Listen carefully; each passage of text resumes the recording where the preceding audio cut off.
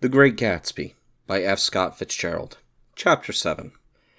It was when curiosity about Gatsby was at its highest that the lights in his house failed to go on one Saturday night, and, as obscurely as it had begun, his career as Trimalchio was over. Only gradually did I become aware that the automobiles which turned expectantly into his drive stayed for just a minute and then drove sulkily away. Wondering if he were sick, I went over to find out. An unfamiliar butler with a villainous face squinted at me suspiciously from the door. "Is Mr. Gatsby sick?" "Nope." After a pause he added, "Sir," in a dilatory, grudging way. I hadn't seen him around, and I was rather worried. "Tell him Mr. Carroway came over." "Who?" he demanded rudely. "Carroway." "Carroway, all right, I'll tell him." Abruptly he slammed the door. My Finn informed me that Gatsby had dismissed every servant in his house a week ago and replaced them with half a dozen others, who never went into West Egg Village to be bribed by the tradesmen, but ordered moderate supplies over the telephone. The grocery boy reported that the kitchen looked like a pigsty, and the general opinion in the village was that the new people weren't servants at all. Next, Gatsby called me on the phone. "Going away?" I inquired. "No, old sport." "I heard you fired all your servants." "I wanted somebody who wouldn't gossip. Daisy comes over quite often, in the afternoons." So the whole caravansary had fallen in like a card house at the disapproval in her eyes. "There's some people Wolfsheim wanted to do something for. They're all brothers and sisters. They used to run a small hotel." I see. He was calling up Daisy's request. Would I come to lunch at her house tomorrow? Miss Baker would be there.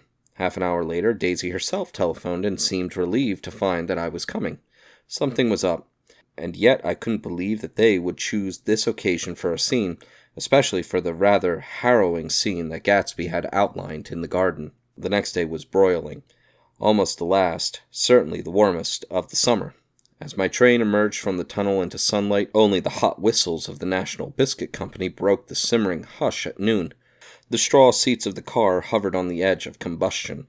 The woman next to me perspired delicately for a while into her white shirtwaist, and then, as her newspaper dampened under her fingers, lapsed despairingly into deep heat with a desolate cry.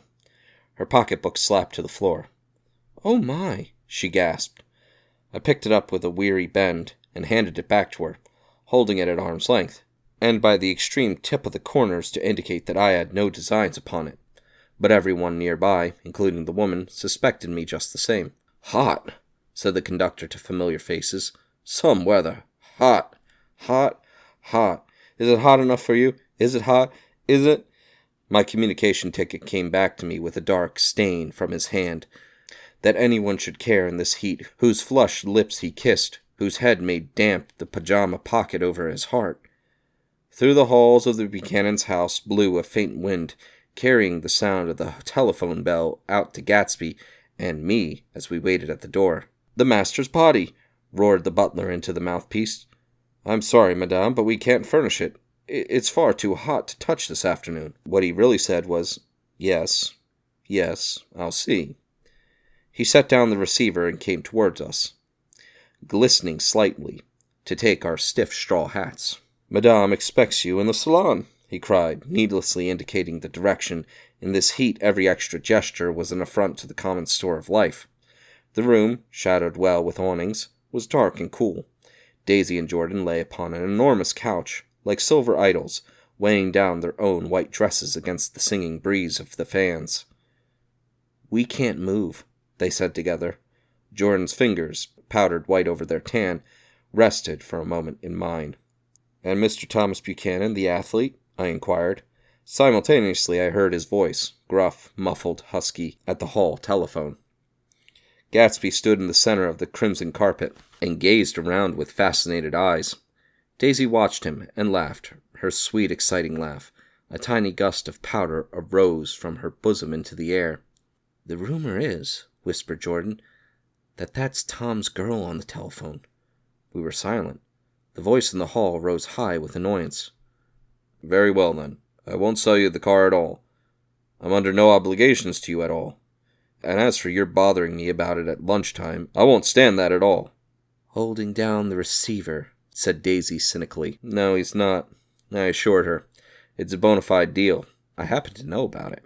Tom flung open the door, blocked its space for a moment with his thick body, and hurried into the room. Mr. Gatsby. He put on his broad, flat hat with well-concealed dislike. I'm glad to see you, sir. Nick. Make us a cold drink, cried Daisy. As he left the room again, she got up and went over to Gatsby and pulled his face down, kissing him on the mouth. You know I love you, she murmured. You forget there's a lady present, said Jordan. Daisy looked around doubtfully. You kissed Nick, too. What a low and vulgar girl. I don't care, cried Daisy, and began to clog the brick fireplace.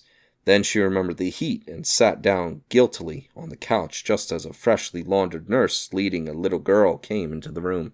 Blessed precious, she crooned, holding out her arms. Come to your own mother that loves you. The child, relinquished by the nurse, rushed across the room and rooted shyly into her mother's dress. The blessed precious! Did mother get powder on your old yellowy hair? Stand up now and say, howdy-do. Gatsby and I, in turn, leaned down and took the small, reluctant hand. Afterward, he kept looking at the child with surprise. I don't think he had ever really believed in its existence before. I got dressed at luncheon, said the child, turning eagerly to Daisy. That's because your mother wanted to show you off. Her face bent into the single wrinkle of the small, white neck.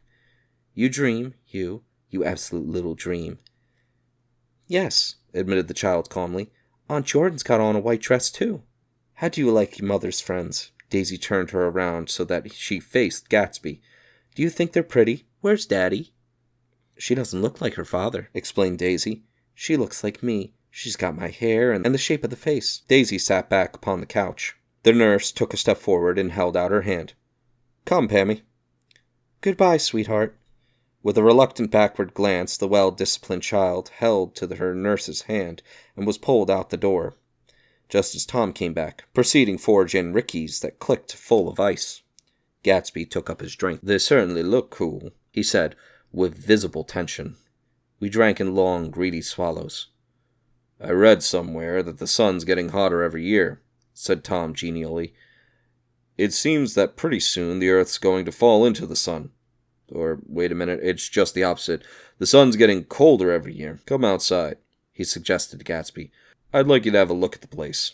I went with them out to the veranda, on the Green Sound, stagnant in the heat. One small sail crawled slowly toward the fresher sea. Gatsby's eyes followed it momentarily. He raised his hand and pointed across the bay. I'm right across from you. So you are. Our eyes lifted over the rose beds and the hot lawn and the weedy refuse of the dog days along shore. Slowly the white wings of the boat moved against the blue, cool limit of the sky. Ahead lay the scalloped ocean and the abounding Blessed Isles. There's sport for you, said Tom, nodding. I'd like to be out there with him for about an hour. We had luncheon in the dining room, darkened too against the heat, and drank down nervous gaiety with the cold ale. What do we do with ourselves this afternoon? Cried Daisy. And the day after that, and the next 30 years. Don't be morbid, Jordan said. Life starts all over again when it gets crisp in the fall. But it's so hot, insisted Daisy on the verge of tears, and everything's so confused. Let's all go to town.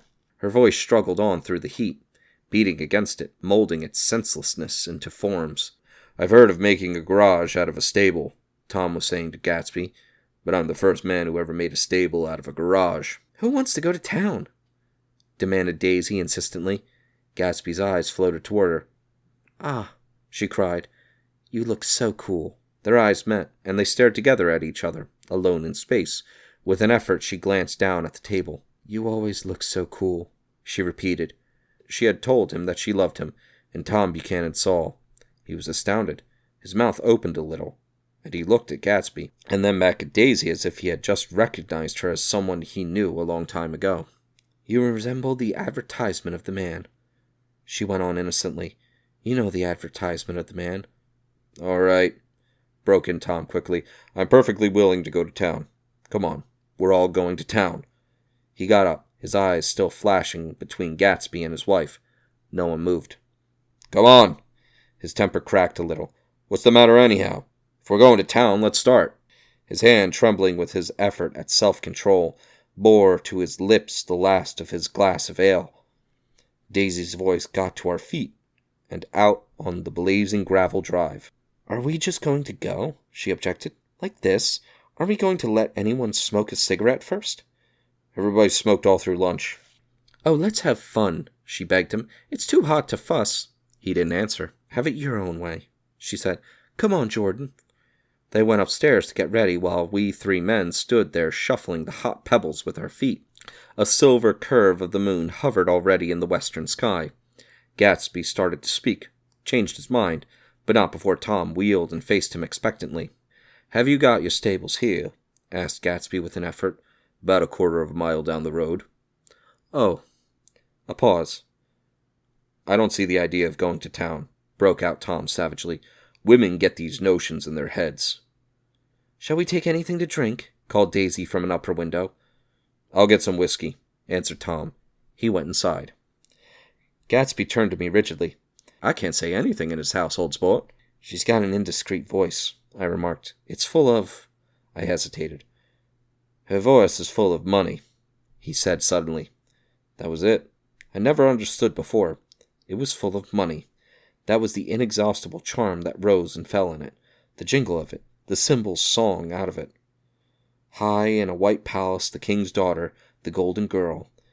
Tom came out of the house wrapping a quart bottle in a towel, followed by Daisy and Jordan wearing small, tight hats of metallic cloth and carrying little capes over their arms. "Shall we all go in my car?" suggested Gatsby. He felt the hot, green leather of the seat. "I ought to have left it in the shade." "Is it standard shift?" demanded Tom. "Yes." "Well, you take my coupe and let me drive your car to town." The suggestion was distasteful to Gatsby. "I don't think there's much gas," he objected. "Plenty of gas," said Tom boisterously. He looked at the gauge. "And if it runs out, I can stop at a drugstore. You can buy anything at a drugstore nowadays." A pause followed this apparently pointless remark. Daisy looked at Tom frowning, and an indefinable expression. At once, definitely unfamiliar and vaguely recognizable, as if I had only heard it described in words passed over Gatsby's face. "Come on, Daisy," said Tom, pressing her with his hand toward Gatsby's car. "I'll take you in this circus wagon." He opened the door, but she moved out from the circle of his arm. "You take Nick and Jordan. We'll follow you in the coupe." She walked close to Gatsby, touching his coat with her hand. Jordan and Tom and I got into the front seat of Gatsby's car. Tom pushed the unfamiliar gears tentatively, and we shot off into the oppressive heat, leaving them out of sight behind. "Did you see that?" demanded Tom. "See what?" He looked at me keenly, realizing that Jordan and I must have known all along. "You think I'm pretty dumb, don't you?" he suggested. "Perhaps I am, but I have, almost a second sight. Sometimes that tells me what to do. Maybe you don't believe that, but science—" He paused. The immediate contingency overtook him, pulled him back from the edge of the theoretical abyss. "I have made a small investigation of this fellow," he continued. "I could have gone deeper if I'd known." "Do you mean you've been to a medium?" inquired Jordan humorously. "What?" Confused, he stared at us as we laughed. "A medium?" "About Gatsby." "About Gatsby? No, I haven't. I said I've been making a small investigation of his past." "And you found he was an Oxford man," said Jordan helpfully. "An Oxford man?" He was incredulous. "Like hell he is. He wears a pink suit." "Nevertheless, he's an Oxford man." "Oxford, New Mexico," snorted Tom contemptuously. "Or something like that." "Listen, Tom, if you're such a snob, why did you invite him to lunch?" demanded Jordan crossly. "Daisy invited him. She knew him before we were married. God knows where." We were all irritable now with the fading ale, and aware of it we drove for a while in silence. Then, as Dr. T.J. Eckelberg's faded eyes came into sight down the road, I remembered Gatsby's caution about gasoline. "We've got enough to get us to town," said Tom. "But there's a garage right there," objected Jordan. "I don't want to get stalled in this baking heat." Tom threw on both brakes impatiently, and we slid to an abrupt, dusty stop under Wilson's sign. After a moment, the proprietor emerged from the interior of his establishment and gazed hollow-eyed at the car. "Let's have some gas," cried Tom roughly. "What do you think we stopped for? To admire the view?" "I'm sick," said Wilson without moving. "Been sick all day." What's the matter? I'm all run down. Well, shall I help myself? Tom demanded. You sounded well enough on the phone. With an effort, Wilson left the shade in support of the doorway and, breathing hard, unscrewed the cap of the tank. In the sunlight, his face was green. I didn't mean to interrupt your lunch, he said, but I need money pretty bad, and I was wondering what you were going to do with your old car. How do you like this one? Inquired Tom. I bought it last week. It's a nice yellow one, said Wilson, as he strained at the handle. Like to buy it? Big chance. Wilson smiled faintly. No, but I could make some money on the other. What do you want money for all of a sudden? I've been here too long. I want to get away. My wife and I want to go west. Your wife does, exclaimed Tom, startled. She's been talking about it for 10 years. He rested for a moment against the pump, shading his eyes. And now she's going whether she wants to or not. I'm going to get her away. The coupe flashed by us with a flurry of dust and the flash of a waving hand. What do I owe you? Demanded Tom harshly. I just got wised up to something funny the last 2 days, remarked Wilson. That's why I want to get away. That's why I've been bothering you about the car. What do I owe you? $1.20. The relentless beating heat was beginning to confuse me, and I had a bad moment there before I realized that so far his suspicions hadn't alighted on Tom. He had discovered that Myrtle had some sort of life apart from him in another world, and the shock had made him physically sick. I stared at him and then at Tom, who had made a parallel discovery less than an hour before, and it occurred to me that there was no difference between men, in intelligence or race, so profound as the difference between the sick and the well. Wilson was so sick that he looked guilty, unforgivably guilty, as if he just got some poor girl with child. I'll let you have that car, said Tom. I'll send it over tomorrow afternoon. That locality was always vaguely disquieting, even in the broad glare of afternoon, and now I turned my head as though I'd been warned of something behind. Over the ash heaps the giant eyes of Dr. T.J. Eckelberg kept their vigil, but I perceived, after a moment, that the other eyes were regarding us with peculiar intensity from less than 20 feet away. In one of the windows over the garage, the curtains had been moved aside a little, and Myrtle Wilson was peering down at the car. So engrossed was she that she had no consciousness of being observed, and one emotion after another crept into her face like objects into a slowly developing picture. Her expression was curiously familiar. It was an expression I had seen on women's faces, but on Myrtle Wilson's face it seemed purposeless and inexplicable until I realized that her eyes, wide with jealous terror, were fixed not on Tom, but on Jordan Baker, whom she took to be his wife. There is no confusion like the confusion of a simple mind, and as we drove away, Tom was feeling the hot whips of panic.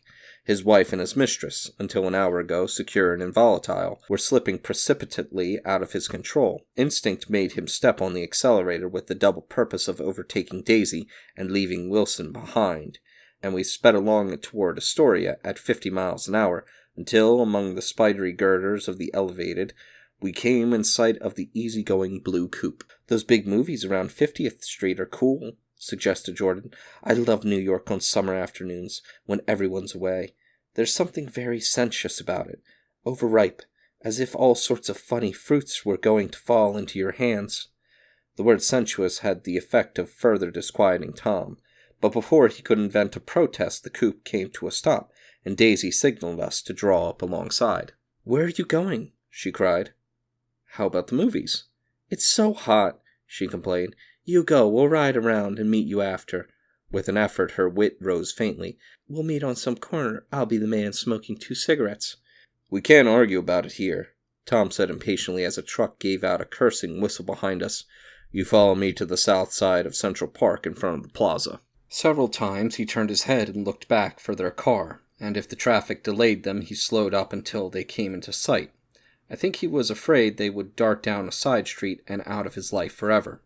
But they didn't, and we all took the less explicable step of engaging the parlor of a suite in the Plaza Hotel. The prolonged and tumultuous argument that ended by herding us into that room eludes me, though I have a sharp physical memory that, in the course of it, my underwear kept climbing like a damp snake around my legs, and intermittent beads of sweat raced cool across my back. The notion originated with Daisy's suggestion that we hire 5 bathrooms and take cold baths, and then assumed more tangible form as a place to have a mint julep. Each of us said over and over that it was a crazy idea.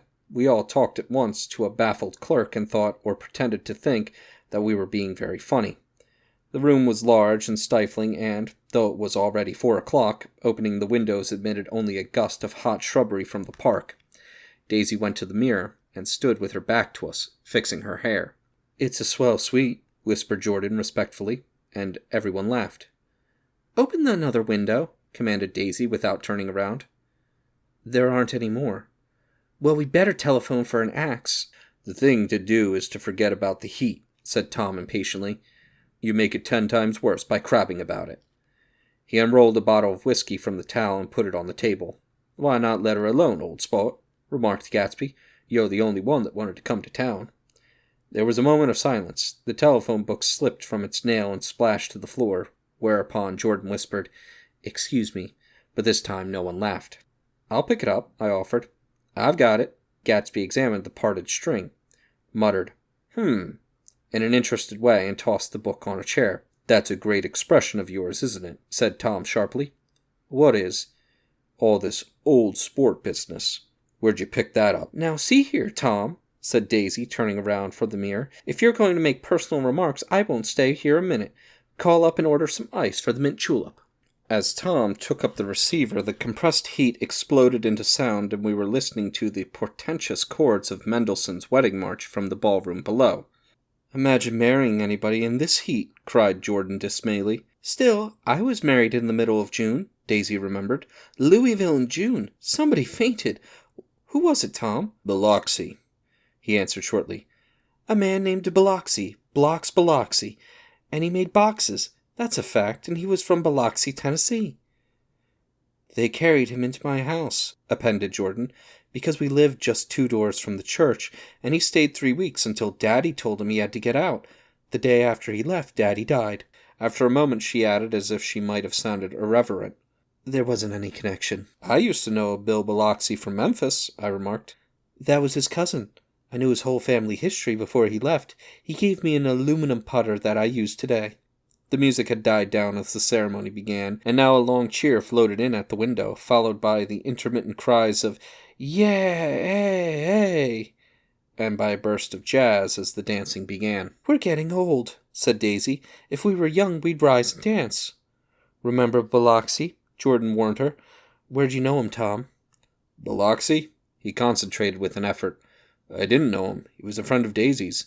"He was not," she denied. "I'd never seen him before. He came down in the private car." "Well, he said he knew you. He said he was raised in Louisville. Asa Bird brought him around at last minute and asked if we had room for him." Jordan smiled. "He was probably bumming his way home. He told me he was president of your class at Yale." Tom and I looked at each other blankly. "Biloxi?" "First place, we didn't have any president." Gatsby's foot beat a short, restless tattoo, and Tom eyed him suddenly. "By the way, Mr. Gatsby, I understand you're an Oxford man." "Not exactly." "Oh, yes, I understand that you went to Oxford." "Yes, I went there." A pause, then Tom's voice, incredulous and insulting. "You must have gone there about the time Biloxi went to New Haven." Another pause. A waiter knocked and came in with crushed mint and ice, but the silence was unbroken by his "thank you" and the soft closing of the door. This tremendous detail was to be cleared up at last. "I told you I went there," said Gatsby. "I heard you, but I'd like to know when." "It was in 1919. I only stayed 5 months. That's why I can't really call myself an Oxford man." Tom glanced around to see if we mirrored his unbelief, but we were all looking at Gatsby. "It was an opportunity they gave to some of the officers after Armistice," he continued. "We could go to any of the universities in England or France. I wanted to get up and slap him on the back. I had one of those renewals of complete faith in him that I'd experienced before." Daisy rose, smiling faintly, and went to the table. "Open the whiskey, Tom," she ordered, "and I'll make you a mint julep. Then you won't seem so stupid to yourself. Look at that mint." "Wait a minute," snapped Tom. "I want to ask Mr. Gatsby one more question." "Go on," Gatsby said politely. "What kind of row are you trying to cause in my house, anyhow?" They were out in the open at last, and Gatsby was content. "He isn't causing a row." Daisy looked desperately from one to the other. "You're causing a row. Please, have a little self-control." "Self-control!" repeated Tom incredulously. I suppose the latest thing is to sit back and let Mr. Nobody from nowhere make love to your wife.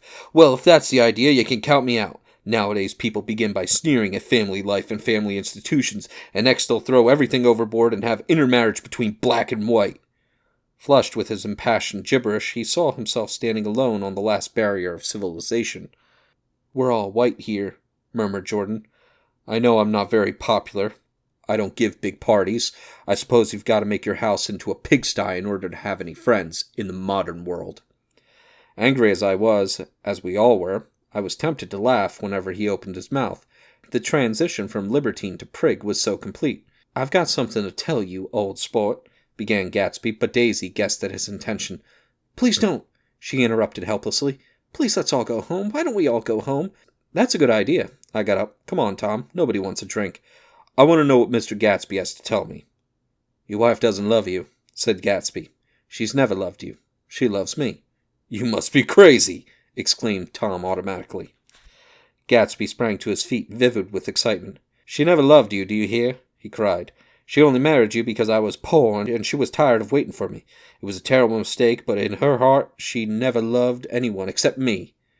At this point Jordan and I tried to go, but Tom and Gatsby insisted with competitive firmness that we remain, as though neither of them had anything to conceal, and it would be a privilege to partake vicariously of their emotions. Sit down, Daisy. Tom's voice groped unsuccessfully for the paternal tone. What's been going on? I want to hear all about it. I told you what's been going on, said Gatsby. Going on for 5 years, and you didn't know. Tom turned to Daisy sharply. You've been seeing this fellow for 5 years? Not seeing, said Gatsby. No, we couldn't meet. But both of us loved each other all that time, old sport, and you didn't know. I used to laugh sometimes, but there was no laughter in his eyes. To think you didn't know. Oh, that's all. Tom tapped his thick fingers together like a clergyman and leaned back in his chair. You're crazy, he exploded. I can't speak about what happened 5 years ago because I didn't know Daisy then, and I'll be damned if I see how you got within a mile of her unless you brought the groceries to the back door. But all the rest of that's a goddamn lie. Daisy loved me when she married me, and she loves me now. No, said Gatsby, shaking his head. She does, though. The trouble is that sometimes she gets foolish ideas in her head and doesn't know what she's doing. He nodded sagely. And what's more, I love Daisy too. Once in a while I go off on a spree and make a fool of myself, but I always come back, and in my heart I love her all the time.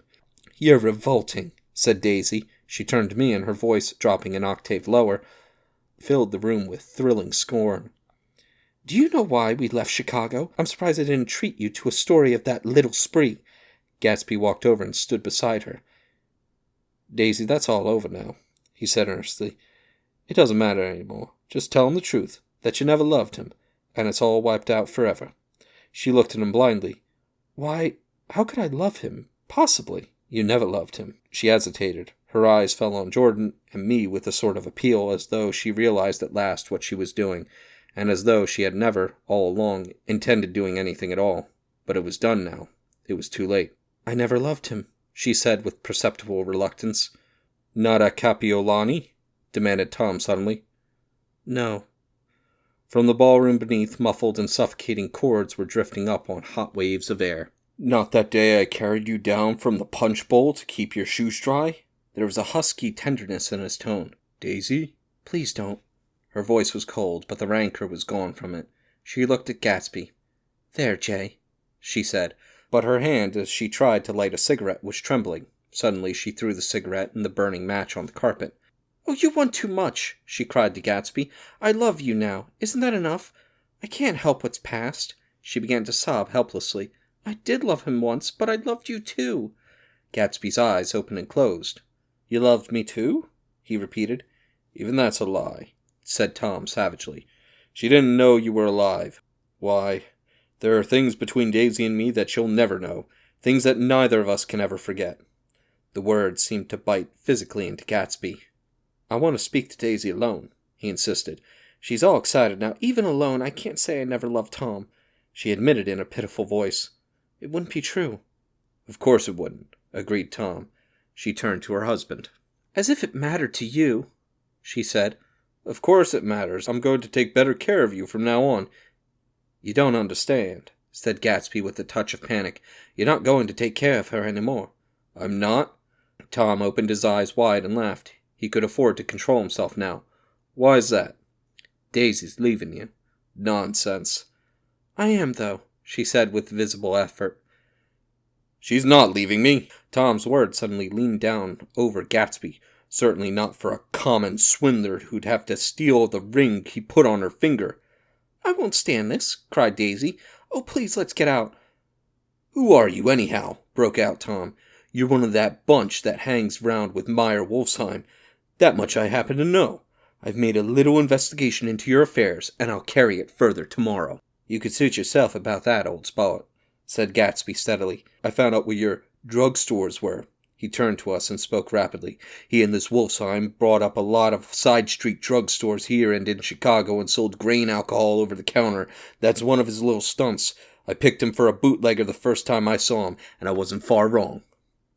"What about it?" said Gatsby politely. "I guess your friend Walter Chase wasn't too proud to come in on it."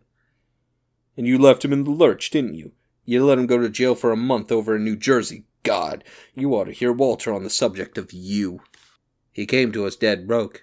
He was very glad to pick up some money, old sport." "You don't call me old sport," cried Tom. Gatsby said nothing. "Walter could have you up on the betting laws, too, but Wolfsheim scared him into shutting his mouth." That unfamiliar, yet recognizable look was back again on Gatsby's face. "That drugstore business was just small change," continued Tom slowly, "but you've got something on now that Walter's afraid to tell me about." I glanced at Daisy, who was staring terrified between Gatsby and her husband, and at Jordan, who had begun to balance an invisible but absorbing object on the tip of her chin. Then I turned back to Gatsby, and was startled at his expression. He looked, and this is said in all contempt for the babbled slander of his garden, as if he had killed a man.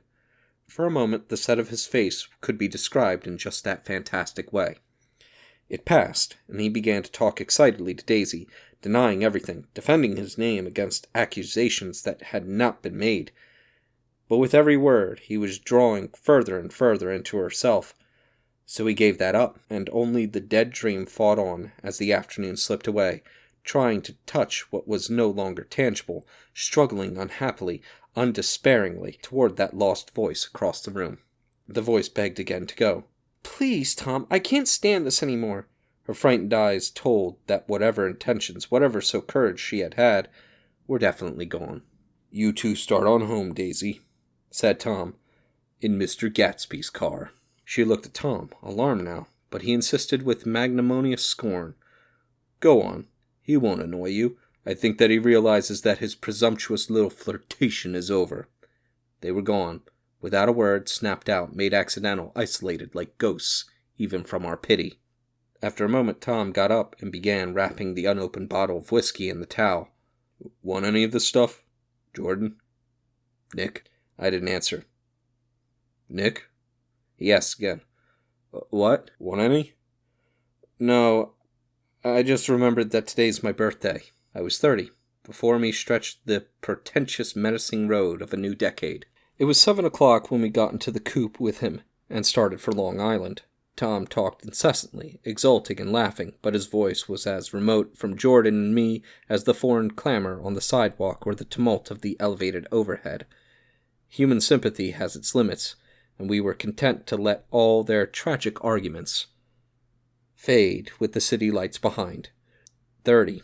The promise of a decade of loneliness, a thinning list of single men to know, a thinning briefcase of enthusiasm, thinning hair. But there was Jordan beside me, who, unlike Daisy, was too wise ever to carry well-forgotten dreams from age to age. As we passed over the dark bridge, her wan face fell lazily against my coat's shoulder, and the formidable stroke of 30 died away with the reassuring pressure of her hand. So we drove on toward death through the cooling twilight. The young Greek, Michaelis, who ran the coffee joint beside the ash heaps, was the principal witness at the inquest.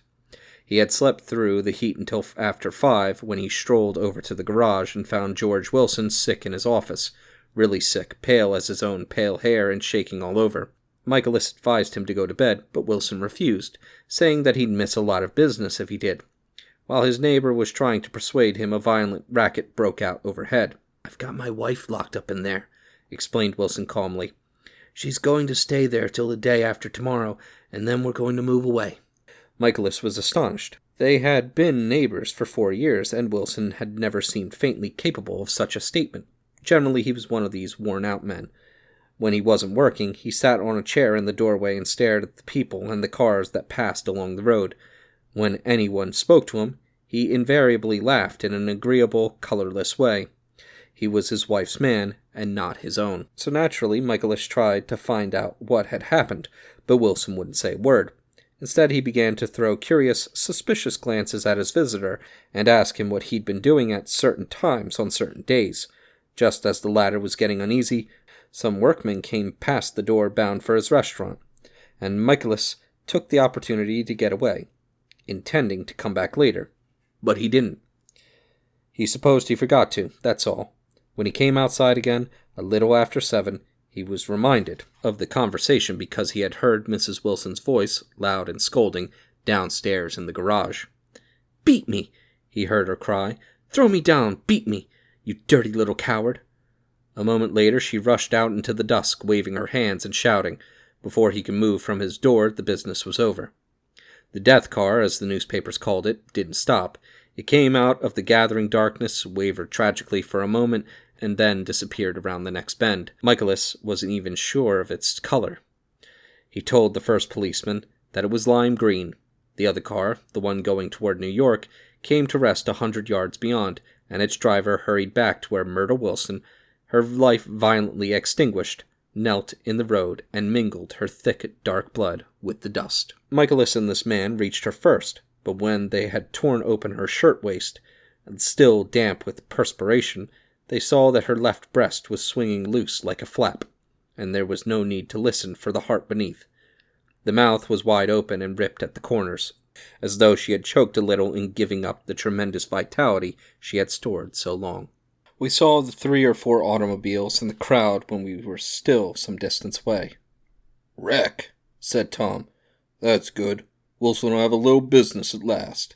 He slowed down, but still without any intention of stopping, until, as we came nearer, the hushed, intent faces of the people at the garage door made him automatically put on the brakes. "We'll take a look," he said doubtfully. "Just a look." I became aware now of a hollow, wailing sound which issued incessantly from the garage, a sound which, as we got out of the coupe and walked toward the door, resolved itself into the words, "Oh my God," uttered over and over in a gasping moan. "There's some bad trouble here," said Tom excitedly. He reached up on tiptoes and peered over a circle of heads into the garage, which was lit only by a yellow light in a swinging wire basket overhead. Then he made a harsh sound in his throat, and with a violent thrusting movement of his powerful arms pushed his way through. The circle closed up again, with a running murmur of expostulation. It was a minute before I could see anything at all. Then new arrivals deranged the line, and Jordan and I were pushed suddenly inside. Myrtle Wilson's body wrapped in a blanket, and then in another blanket, as though she suffered from a chill in the hot night, lay on a work table by the wall, and Tom, with his back to us, was bending over it, motionless. Next to him stood a motorcycle policeman taking down names with much sweat and correction in a little book. At first I couldn't find the source of the high, groaning words that echoed clamorously through the bare garage. Then I saw Wilson standing on the raised threshold of his office, swaying back and forth and holding to the doorposts with both hands. Some man was talking to him in a low voice and attempting from time to time to lay a hand on his shoulder. But Wilson neither heard nor saw. His eyes would drop slowly from the swinging light to the laden table by the wall, and then jerk back to the light again, and gave out incessantly his high, horrible call, "Oh my God, oh my God, oh my God, oh my God." Presently Tom lifted his head with a jerk and, after staring around the garage with glazed eyes, addressed a mumbled, incoherent remark to the policeman. "M-A-V," the policeman was saying. "Oh, no, R," corrected the man. "M-A-V-R-O." "Listen to me," muttered Tom fiercely. "R," said the policeman. "O-G. G." He looked up as Tom's broad hand fell sharply on his shoulder. "What you want, fella?" "What happened? That's what I want to know." "Auto hit her. Instantly killed her." "Instantly killed?" repeated Tom, staring. She ran out on the road. Son of a bitch didn't even stop his car. There was 2 cars, said Nicholas. One coming, one going, see? Going where? Asked the policeman keenly. One going each way. Well, his hand rose toward the blankets but stopped halfway and fell to his side. She ran out there, and the one coming from New York knocked right into her, going 30 or 40 miles an hour. What's the name of this place here? Demanded the officer. Hasn't got any name. A pale, well-dressed Negro stepped near. It was a yellow car, he said. Big yellow car. New. See the accident? Asked the policeman. No, but the car passed me down the road, going faster than 40, going 50, 60. Get me in, let's have your name. Look out now. I want to get his name. Some words of this conversation must have reached Wilson, swaying in the office door. For suddenly a new theme found voice among his gasping cries. You don't have to tell me what kind of car it was. I know what kind of car it was. Watching Tom, I saw the wad of muscle back of his shoulder tighten under his coat. He walked quickly over to Wilson and, standing in front of him, seized him firmly by the upper arms. You've got to pull yourself together, he said with soothing gruffness. Wilson's eyes fell upon Tom. He started up on his tiptoes and then would have collapsed to his knees had not Tom held him upright. Listen, said Tom, shaking him a little. I just got here a minute ago from New York. I was bringing you that coupe we've been talking about. That yellow car I was driving this afternoon wasn't mine, do you hear? I haven't seen it all afternoon. Only the Negro and I were near enough to hear what he said, but the policeman caught something in the tone and looked over with truculent eyes. What's all that? He demanded. I'm a friend of his. Tom turned his head but kept his hands firm on Wilson's body. He says he knows the car that did it. It was a yellow car. Some dim impulse moved the policeman to look suspiciously at Tom. And what color's your car? It's a blue car, a coupe. We've come straight from New York, I said. Someone who had been driving a little behind us confirmed this, and the policeman turned away. Now if you let me have that name again correct. Picking up Wilson like a doll, Tom carried him into the office and set him down in a chair, and came back. If somebody will come in here and sit with him, he snapped authoritatively. He watched while the 2 men standing closest glanced at each other and went unwillingly into the room. Then Tom shut the door on them and came down the single step, his eyes avoiding the table. As he passed close to me, he whispered, Let's get out. Self-consciously, with his authoritative arms breaking the way, we pushed through the still gathering crowd, passing a Herf doctor, case in hand, who had been sent for in Wild Hope a half an hour ago. Tom drove slowly until we were beyond the bend, then his foot came down hard, and the coupe raced along through the night. In a little while I heard a low, husky sob, and saw that the tears were overflowing down his face. The goddamn coward, he whimpered. He didn't even stop his car. The Buchanan's house floated suddenly toward us through the dark rustling trees. Tom stopped beside the porch and looked up at the second floor, where 2 windows bloomed with light among the vines. Daisy's home, he said. As we got out of the car, he glanced at me and frowned slightly. I ought to have dropped you off in West Egg, Nick. There's nothing we could do tonight. A change had come over him, and he spoke gravely, and with decision. As we walked across the moonlight gravel to the porch, he disposed of the situation in a few brisk phrases. I'll telephone for a taxi to take you home, and while you're waiting, you and Jordan better go in the kitchen and have them get you some supper, if you want any. He opened the door. Come in. No thanks, but I'd be glad if you'd order me the taxi. I'll wait outside. Jordan put her hand on my arm. Won't you come in, Nick? No thanks. I was feeling a little sick and I wanted to be alone, but Jordan lingered for a moment more. It's only 9:30, she said. I'd be damned if I'd go in. I'd had enough of all of them for one day, and suddenly that included Jordan too. She must have seen something of this in my expression, for she turned abruptly away and ran up the porch steps into the house. I sat down for a few minutes with my head in my hands until I heard the phone taken up inside and the butler's voice calling a taxi. Then I walked slowly down the driveway from the house, intending to wait by the gate. I hadn't gone 20 yards when I heard my name and Gatsby stepped from between 2 bushes into the path. I must have felt pretty weird by that time, because I could think of nothing except the luminosity of his pink suit under the moon. What are you doing? I inquired. Just standing here, old sport. Somehow that seemed a despicable occupation. For all I knew, he was going to rob the house in a moment. I wouldn't have been surprised to see sinister faces, the faces of Wolfsheim's people, behind him in the dark shrubbery. "Did you see any trouble on the road?" he asked after a minute. "Yes." He hesitated. "Was she killed?" "Yes." "I thought so. I told Daisy I thought so. It's better that the shock should all come at once. She stood it pretty well." He spoke as if Daisy's reaction was the only thing that mattered. "I got to West Egg by a side road," he went on, "and left the car in my garage. I don't think anybody saw us, but of course I can't be sure." I disliked him so much by this time that I didn't find it necessary to tell him he was wrong. "Who was the woman?" he inquired. "Her name was Wilson. Her husband owns the garage." How the devil did it happen? "Well, I tried to swing the wheel," he broke off, and suddenly I guessed the truth. "Was Daisy driving?" "Yes," he said after a moment, "but of course I'll say I was. You see, when we left New York, she was very nervous, and she thought it would steady her to drive. And this woman rushed out at us just as we were passing a car coming the other way.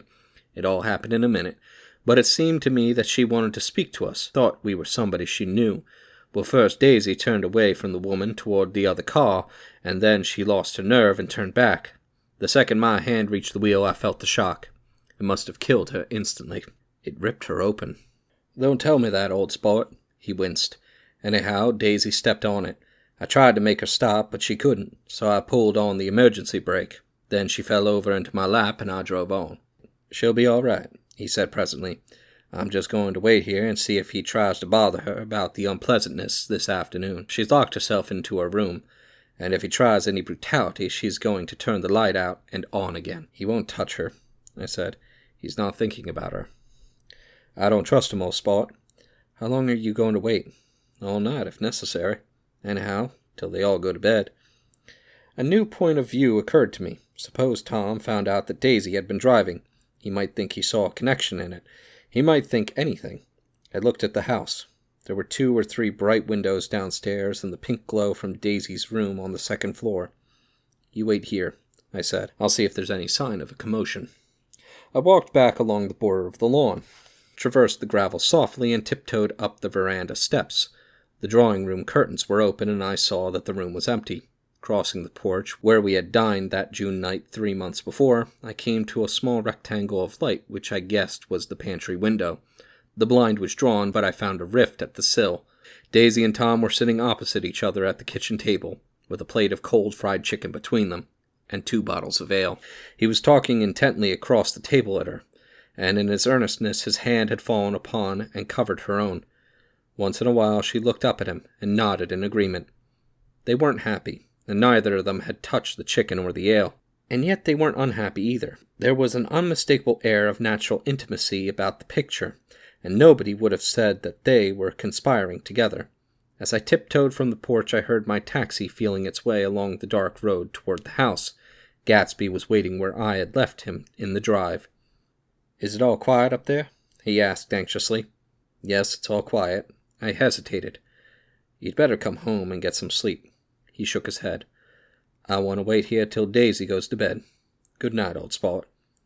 He put his hands in his coat pockets and turned back eagerly to his scrutiny of the house, as though my presence marred the sacredness of the vigil. So I walked away and left him standing there in the moonlight, watching over nothing.